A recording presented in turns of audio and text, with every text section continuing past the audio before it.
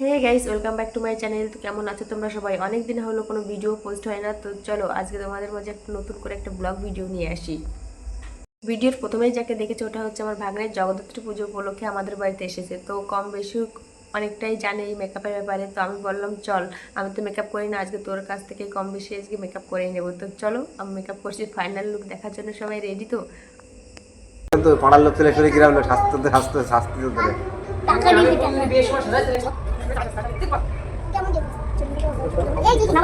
Makeup করার সময় আমি বারবার আয়না দেখছিলাম বলে আমার ভাগ্নে বলছিল কোনো মেকআপ আর্টিস্টের কাছে গেলে আমি নাকি খুব বকা খাবো যে বারবার মেকআপের মাঝে আমি আয়না দেখছি। আর আইলাইনারটা এত সুন্দর করে পরিয়েছিল, তোমাদের কি বলবো, না দেখলে বিশ্বাস করবে না যে একটা ছেলে মানুষ হয়ে এত সুন্দর করে আইলাইনার পরাতে পারে। এটা বিশ্বাসযোগ্য না, যদি কেউ না দেখে নিজেকে কেউ তো বিশ্বাসই করবে না যে এত সুন্দর করে কেউ একটা ছেলে এরকমভাবে পরাতে পারে। আর মেকআপ করার সময় ওটা কিন্তু খুঁজে পাচ্ছিলাম না, পরে বৌদির কাছে ওটা ছিল। তো সে যাই হোক, আমাদের তো মেকআপ করা হয়ে গেছিলো। আর এদিকে দেখো আমার দাদা আমার বৌদিকে সাজিয়ে দিচ্ছে।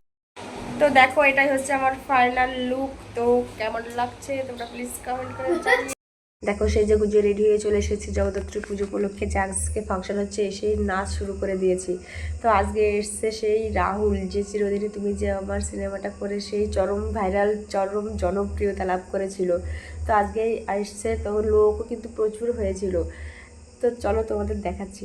লোক দেখো, এত লোক চারি সাইডে, তার মাঝেই আমরা নাচ শুরু করে দিয়েছি।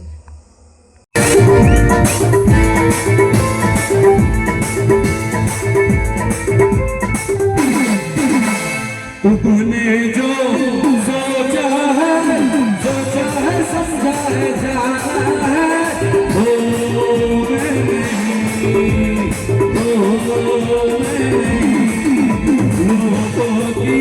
তারপর ফাংশন থেকে এসে আমার আর ভিডিও করা হয়নি, তারপর দিন চলে গিয়েছিলাম মাঠে। তো আমার এই ছোট্ট ব্লগটা তোমাদের কেমন লাগলো প্লিজ কমেন্ট করে জানিও। আর এই ব্লগটা কিন্তু আমি শুধু ইউটিউবে পোস্ট করি, কিন্তু এই ব্লগটাও কিন্তু আমি ফেসবুকেও পোস্ট করবো। তো ফেসবুক থেকে যারা দেখছে তারা প্লিজ ফলো করে দিও, আর যারা ইউটিউব থেকে দেখছে প্লিজ সাবস্ক্রাইব করে দিও। তো চলো দেখা আছে নেক্সট কোনো ব্লগে। টাটা।